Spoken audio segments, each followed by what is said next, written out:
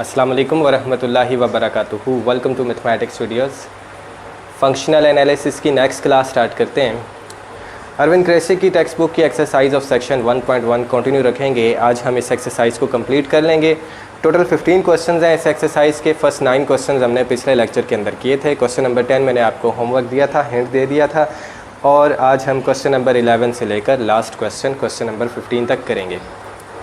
Question number 11 के अंदर आपसे कहा जाता है प्रूव वन क्या है? This is generalized triangle inequality. ठीक है, तो question number 11, show that generalized triangle inequality क्या है। पेज नंबर आप ओपन करें, पेज नंबर 4, बुक के पेज नंबर 4 के ऊपर ये इनइक्वालिटी गिवन है। Show that d of x1 xn is less than और equal to D of x1 x2 plus D of x2 x3 plus up to so on to plus D of xn minus 1 and xn। ठीक है, हमने जो triangle inequality पढ़ी हुई है M4 के अंदर, उसी की ये एक जनरलाइजेशन है, एक्सटेंशन है।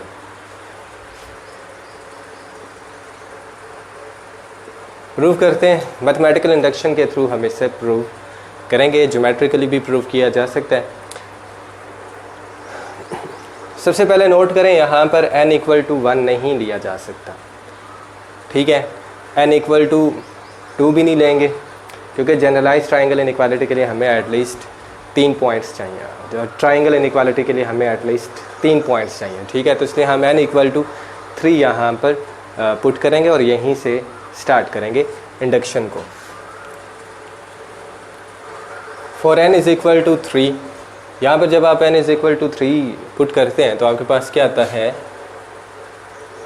d of x1 x3 this is less than और इक्वल टू, बीच में आप x2 इंट्रोड्यूस करें तो जो हमने ट्रायंगल इनइक्वालिटी पढ़ी हुई है उसके मुताबिक दिस इज़ लेस देन और equal to D of x1 x2 plus D of x2 x3। ठीक है, यानी कि D of x z is less than और equal to D of xy plus D of yz।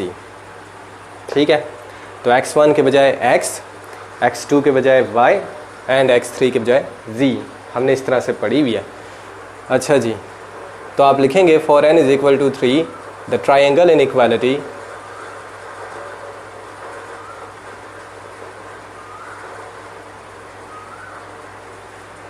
Gives.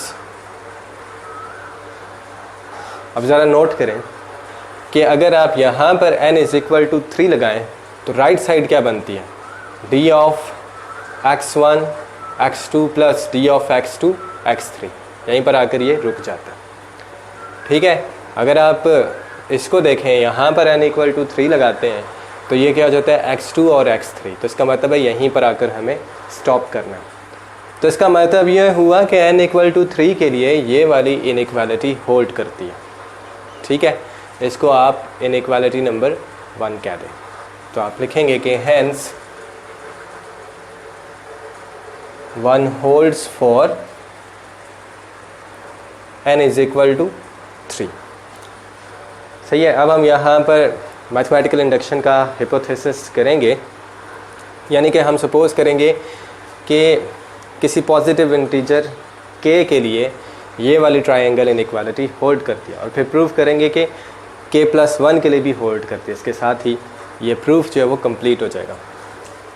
तो hypothesis of induction, suppose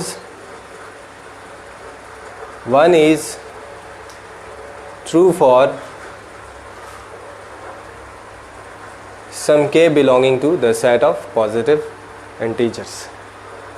ठीक है, और ये k जो है वो 3 से बड़ा होना चाहिए, क्योंकि 3 के लिए हमने ऑलरेडी प्रूव कर रखा है। Where k is greater than 3। ठीक है, so that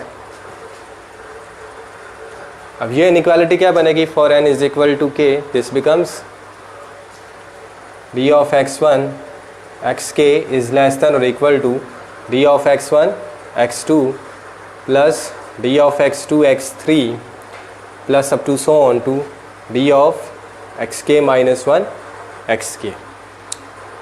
ठीक है, इसको किसी इनइक्वालिटी का नाम दे दें, इनइक्वालिटी नंबर रोमन 1। अब आप ट्राइंगल इनइक्वालिटी इस्तेमाल करें।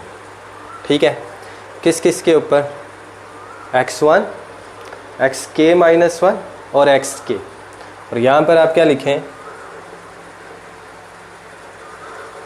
d of x1 and xk plus 1, इसको कंसीडर करें। इसके ऊपर ट्राइंगल इनइक्वालिटी यूज़ करें तो आपके पास क्या आता है, दिस इज़ लेस देन और equal to d of x1 xk को बीच में इंट्रोड्यूस किया plus d of xk plus 1।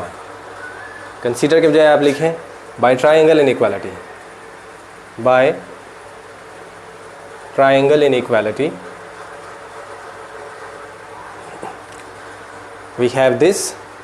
अब इस चीज़ के ऊपर ये वाली इनइक्वालिटी यूज़ करें, d of x1 xk is less than और equal to this, so this thing is further less than और equal to dx1 x2 plus dx2 x3 plus up to so on to plus dxk minus 1 to dxk।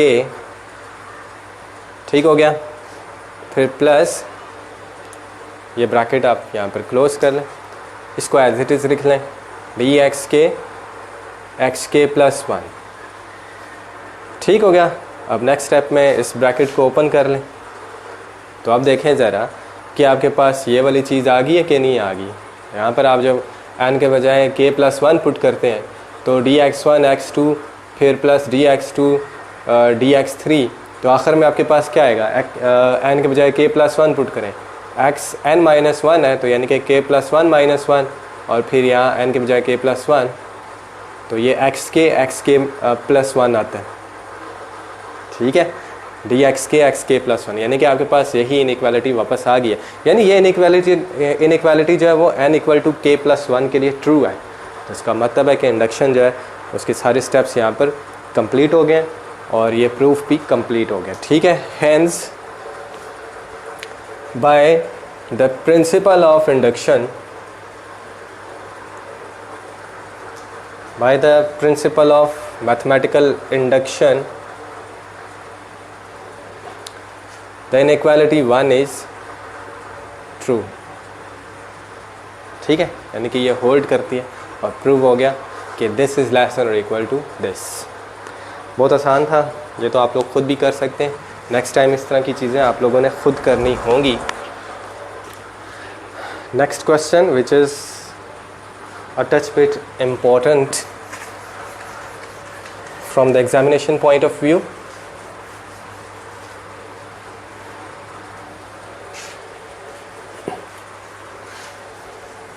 इस book के solutions मैंने खुद से जो है वो ट्राई किए हुए, तो चैप्टर नंबर 7 तक मैंने ये सॉल्यूशंस ट्राई किए। अब जो बेसिक लेवल है आप लोगों का MSc पार्ट 1, इसमें से फर्स्ट 3 चैप्टर्स इंक्लूडेड है। ठीक हो गया, तो यहाँ तक कि आपको सॉल्यूशंस में करके दे दूँगा। अच्छा जी, नेक्स्ट आपका क्वेश्चन नंबर 12। क्वेश्चन नंबर 12, इसके अंदर आपसे कहा जाता है the triangle inequality has several useful consequences, for instance using one, यानी generalize triangle inequality, show that, मैं जस्ट यहाँ पर ये लिखूँगा शो दैट, क्योंकि पेपर में जस्ट यही आएगा, ज़्यादातर यही चांस है कि आपसे कहे कि show that the absolute value of D of x Y minus D of ji W is less than or equal to d of xz plus d of y w। Solution start करते हैं।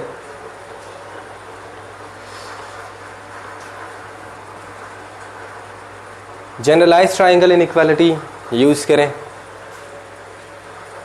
Bye generalized triangle inequality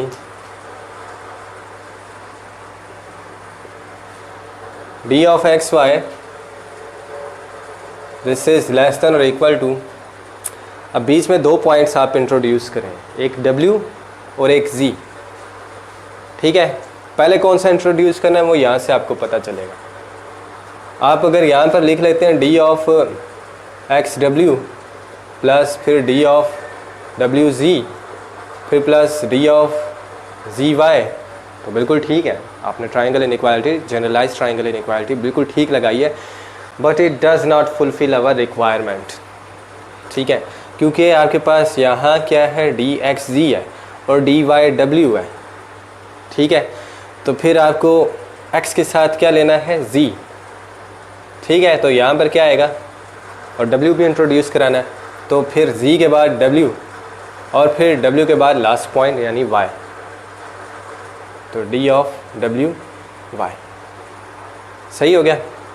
अच्छा जी, अब आप देख सकते हैं यहाँ पर डी जी डब्ल्यू भी है, डी एक्स जी भी है, डी वाई डब्ल्यू भी है।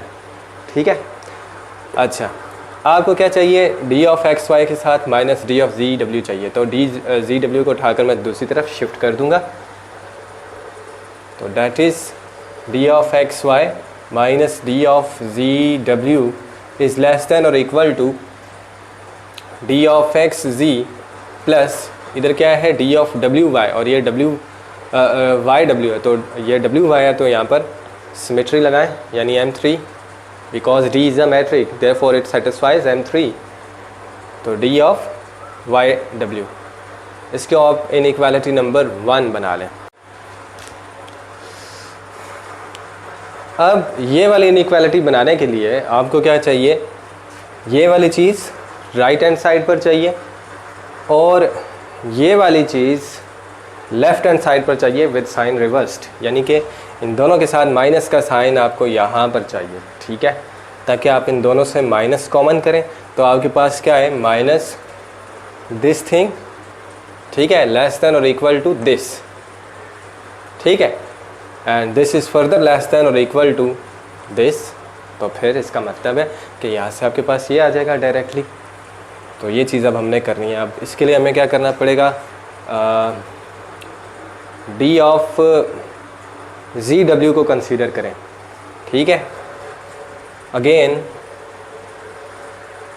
Bye generalized triangle inequality, generalized triangle inequality पूरा पूरा लिखिएगा, D of ji W this is less than और इक्वल टू, क्या क्या चाहिए यहाँ पर, z के साथ x चाहिए, तो पहले x लेकर आए, d of ji x plus d of फिर एक्स वाई भी चाहिए, हाँ जी एक्स वाई, तो x के साथ y और फिर फाइनली y के साथ w plus d of y final point w। ठीक हो गया। अच्छा जी, अब क्या करें,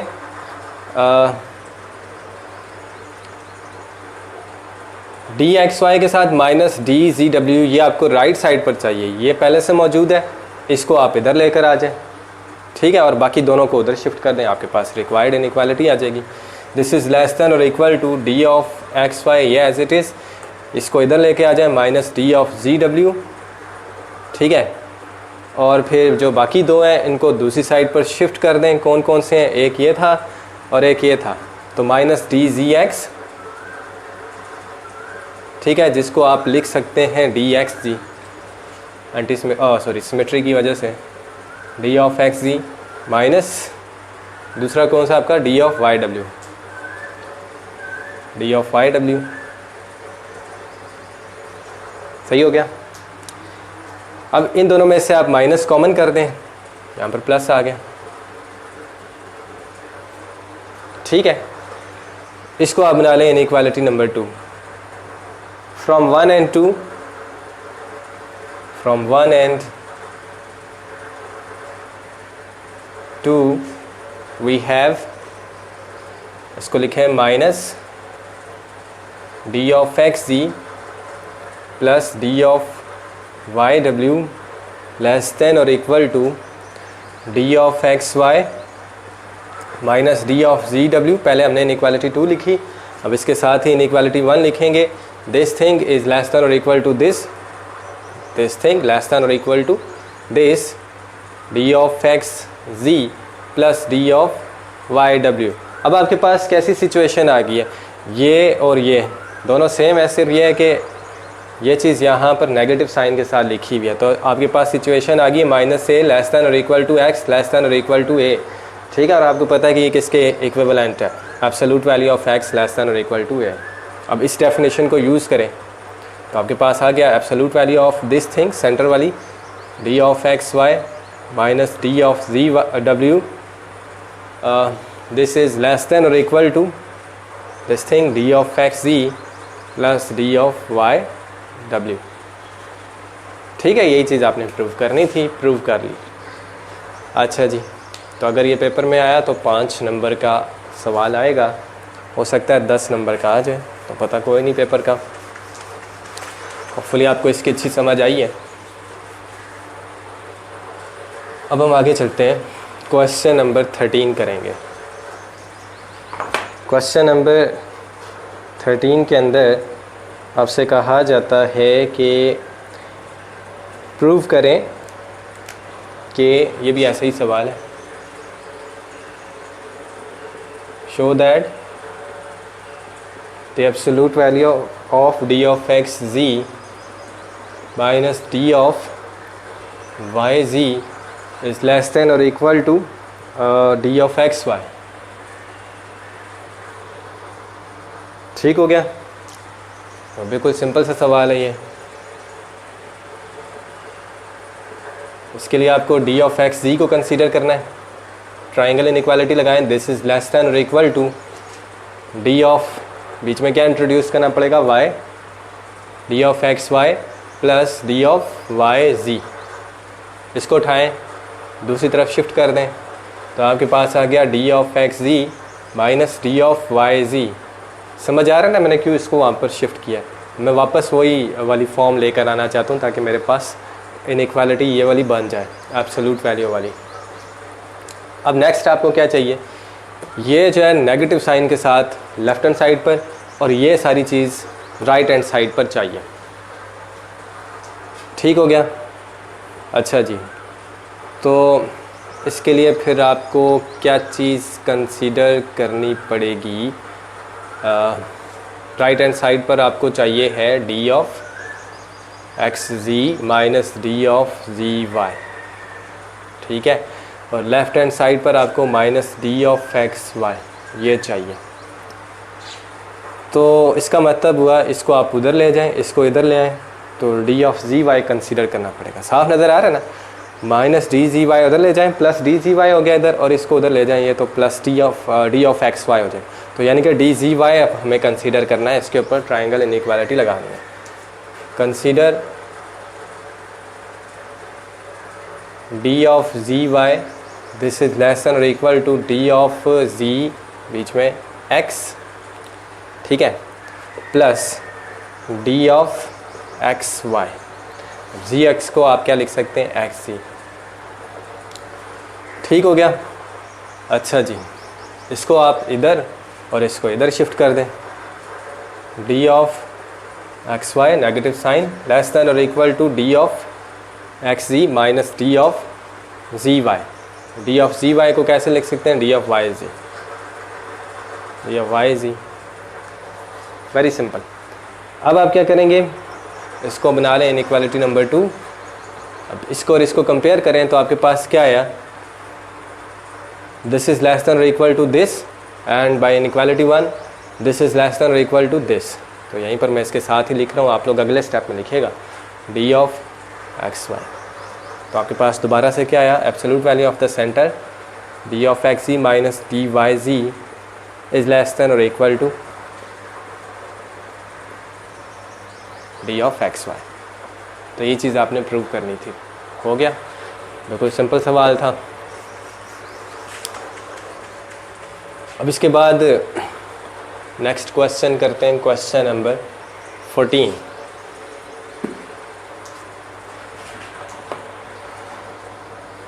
क्वेश्चन नंबर 14 थोड़ा सा सोचने वाला सवाल है।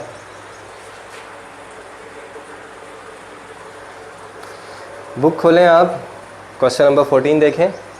M1 to M4 could be replaced by other axioms without changing the definition। देखें M1 से लेकर M4 ये सारे एग्जाम जो हैं इनको हम दूसरे एग्जाम्स के साथ भी इंटरचेंज कर सकते हैं विदाउट चेंजिंग द डेफिनेशन। ठीक है, आगे एग्जांपल भी दे रहे हैं। For instance show that M3 M4 ये दो properties could be obtain from M2 show that M3 and M4 इनको चेंज करें। could be obtained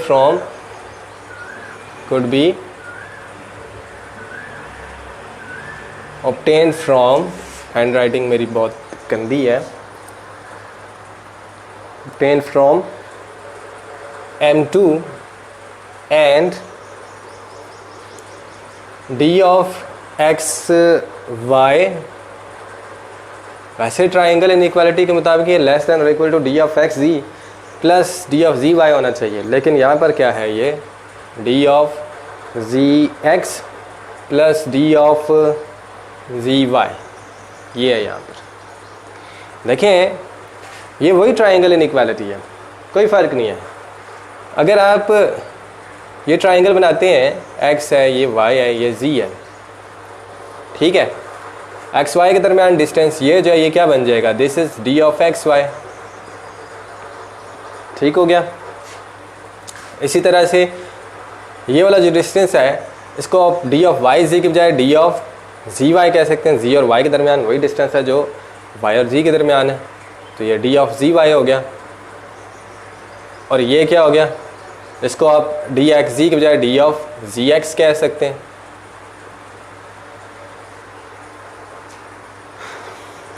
ठीक हो गया।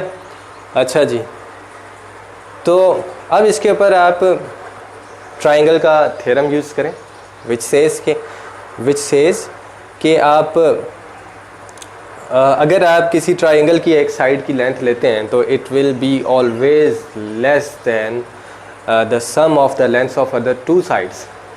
यानी कि अगर आप डी ऑफ एक्स वाई लेते हैं तो this will be less than और equal to the sum of the other two D of ji x plus D of ji Y. तो ये चीज़ आ गई ना आपके पास।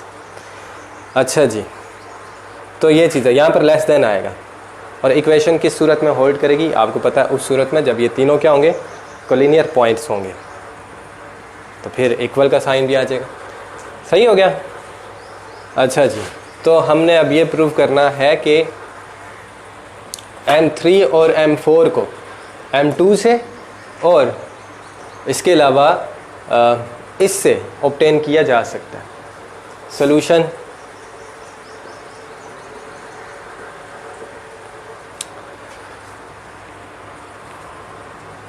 देखें, M2 का हमें पता है कि ये होल्ड करती है, ये गिवन है, और ये होल्ड करती है। ठीक है, अगर M2 होल्ड करती है तो फिर इसका क्या मतलब होगा, इसका मतलब ये होगा कि D of x Y is equal to 0 if and only if X equal to Y. और इस चीज़ को आप कैसे लिख सकते हैं, that is D of X X is equal to 0। अच्छा जी, अब अगर D of x Y equal to 0 है, किस सूरत में, सिर्फ और सिर्फ उस सूरत में जब एक्स और वाई हो, एक्स और वाई इक्वल हो, तो फिर इसका मतलब हुआ कि डी ऑफ वाई एक्स ये भी 0 होगा, सिर्फ और सिर्फ किस सूरत में, जब वाई और एक्स आपस में इक्वल हो, यानी कि एक्स और वाई इक्वल हो। तो यानी कि अगर एक्स और वाई इक्वल हैं तो फिर इस केस में डी ऑफ वाई एक्स और डी ऑफ एक्स वाई इन दोनों के आंसर 0 आते हैं, ये दोनों सेम आते हैं। हैंस इसका मतलब हुआ कि डी ऑफ एक्स वाई और डी ऑफ वाई एक्स ये दोनों क्या हो गए, सेम हो गए। ठीक हो गया। अच्छा जी, गिवन दैट M2 होल्ड्स, तो ये क्या चीज़ है, this is M3 which is M3। ठीक हो गया। अब इसी प्रॉपर्टी M3 का इस्तेमाल करते हुए आपने यहाँ से M4 बनाना है। ठीक है, since d of x Y is less than और equal to d of ji x plus d of ji Y, तो M3 का इस्तेमाल करें। एक्स जी को जी एक्स को कैसे, d ऑफ जी एक्स को कैसे लिखा जा सकता है, इसको d ऑफ एक्स जी लिखा जा सकता है। That is d of x Y is less than और equal to d of x ji plus d of ji Y. ये आ गया। और ये क्या है, ये M4 है विच इज M4। ठीक हो गया। तो यानी कि अगर आपके पास M2 होल्ड करता है और अगर ये इनइक्वालिटी होल्ड करती है तो फिर आप यहाँ से M3 बना सकते हैं और M4 बना सकते हैं। तो यही उसने कहा था कि प्रूव करें, तो कर दिया। अगला सवाल, question number 15।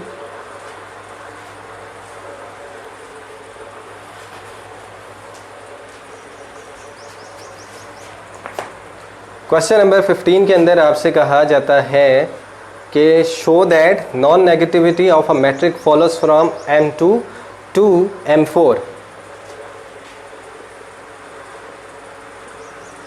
Show that non negativity यानी कि M1 of a metric follows from M2 to M4, M2 to M4। ठीक हो गया। तो यानी कि M2 से लेकर M4 यानी M2 M3 M4, इसका इस्तेमाल करते हुए आपने ये प्रूव करना है कि M1 जो है वो ट्रू है। ठीक है, यानी कि जो मैट्रिक है वो नॉन नेगेटिव होता है। ये चीज़ आपने प्रूव करनी है बाकी तीन प्रॉपर्टीज़ का इस्तेमाल करते हुए।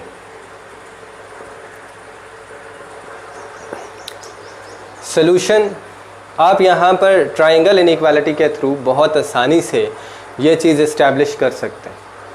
ठीक है, मैं सिर्फ M4 के थ्रू पहले आपको करके दिखाता हूँ। By M4 d of x y this is less than और equal to d of x ji plus d of ji y. इसमें आप क्या करें, इसमें आप रिप्लेस करें किसको, y को x के साथ, y को किसके साथ, x के साथ रिप्लेस करें। रिप्लेस x विद y, तो आपके पास क्या आएगा, x as it is, y के बजाय x, this is less than और equal to d of x ji plus d of ji y के बजाय x। यही हो गया। यानी कि d ऑफ एक्स एक्स के ऊपर भी आप ट्रायंगल इनइक्वालिटी लगा सकते हैं, तो ये आएगा। लेकिन आपको पता है कि d of X x M2 अगर होल्ड करता है तो ये किसके इक्वल है, 0 के इक्वल, बाय M2। सही हो गया। यहाँ पर आप लिख लीजिएगा बाय M2, यहाँ पर आगे ब्रैकेट में लिख लें या अगले स्टेप में आप लिखते हैं by M2 we have 0 less than और इक्वल टू दिस। अब ये चीज़ क्या बन गई, 2 टाइम्स dxz। ठीक है, विच इज़ ग्रेटर देन और इक्वल टू 0। दोनों साइड्स को 2 से डिवाइड कर दें तो नेक्स्ट स्टेप में आपके पास आ जाएगा 0 डिवाइडेड विद 2 यानी 0 इज़ लेस देन और equal to d of x z, यानी कि d of x z is greater than और इक्वल टू 0। ठीक है, तो d ऑफ एक्स जी जब वो नॉन नेगेटिव आया तो इसका मतलब है कि मैट्रिक क्या है, नॉन नेगेटिव। तो यही हमने प्रूव करना था। ठीक है, तो इसी तरह से अगर आप यहाँ पर जी के बजाय y लगा लें तो आपके पास आएगा d of x Y is greater than और इक्वल टू 0। तो anyhow triangle inequality with M2 says that the metric is non negative. तो ये चीज़ आपने प्रूव कर ली। बाकी जो प्रॉपर्टीज़ हैं M2 M3, इनके थ्रू हम ये प्रूव कर सकते हैं कि मैट्रिक जो है वो नेगेटिव नहीं हो सकता। ये क्या रहेगा, पॉजिटिव होगा, ठीक है, या ज़ीरो होगा, नेगेटिव नहीं हो सकता। तो ये चीज़ भी आप देख लें यहाँ पर, बस यहाँ तक भी लिख लेते हैं तो आपका आंसर कंप्लीट है। तो और अगर आपने ये लिखना भी है तो शुरू में लिखें, ये M4 वाली जो चीज़ डिस्कशन हमने की है इसके बाद, सॉरी इसको इसके बाद लिखिएगा। From M2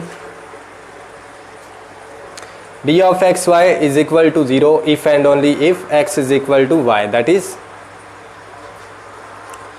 d of x x is equal to 0। तो यहाँ से क्या पता चल रहा है कि आपका मैट्रिक जो है वो ज़ीरो होगा, ठीक है, नेगेटिव नहीं होगा। ये प्रॉपर्टी क्या बता रही है, मैट्रिक नेगेटिव नहीं हो सकता, ठीक हो गया। That is D can not be negative, ठीक है, if x is equal to y। सही हो गया। अच्छा जी, अब M3 यूज करें। d ऑफ एक्स वाई किसके इक्वल है, d ऑफ वाई एक्स। अगर मैट्रिक ने नेगेटिव होना होता तो फिर क्या होता कि अगर आप पॉइंट्स को इंटरचेंज करते तो फिर d ऑफ वाई एक्स जो है वो इसका नेगेटिव हो जाता, ठीक है, यानी d of Y X is the negative of d of x Y, या d of x Y is the negative of d of Y X. जैसे वेक्टर्स के केस में होता है, ये आपके पास एक पॉइंट है, पॉइंट ए, पॉइंट बी, ठीक है, एक वेक्टर ड्रॉ करें ये वाला, और फिर एक और वेक्टर ड्रॉ करें ये वाला। आपको पता है कि ये वाला जो वेक्टर है ये इस वाले वेक्टर का नेगेटिव है, ठीक हो गया। अगर इसको आप वेक्टर ए कहते हैं, इसको आप बी कहते हैं, तो फिर आप कहते हैं कि b is equal to minus ए।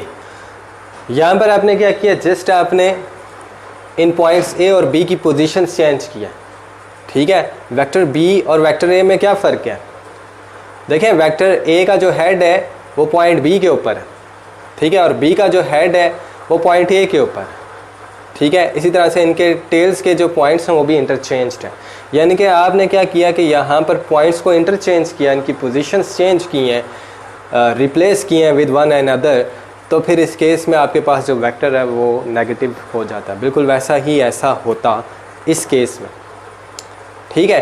तो अगर हम पॉइंट्स को इंटरचेंज करते और अगर मैट्रिक नेगेटिव हो सकता तो फिर d ऑफ एक्स वाई का आंसर जो वो minus d of Y X आता। तो फिर इससे भी ये प्रूव होता है कि metric can not be negative. सही हो गया।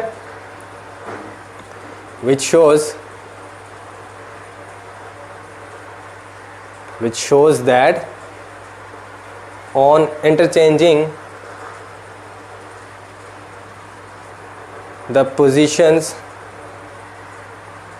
या interchanging the points लिख लें, the points x and y does not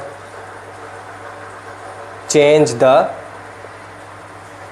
sign of d of x Y, ठीक है। तो उसका क्या मतलब हुआ कि d of x y can not be negative. इसके आगे आप लिखिएगा hence d of x y can not be negative.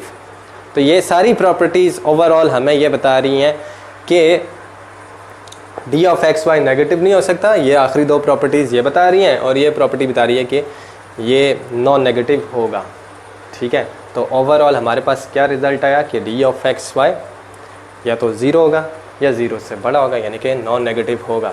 तो हमने M2, M3, M4 का इस्तेमाल करते हुए ये चीज़ प्रूव की है कि मैट्रिक जो है वो नॉन नेगेटिव होता है, यानी M1 जो है वो होल्ड करती है, ठीक है। तो इसके साथ ही ये एक्सरसाइज कंप्लीट होती है, आज का लेक्चर ओवर होता है।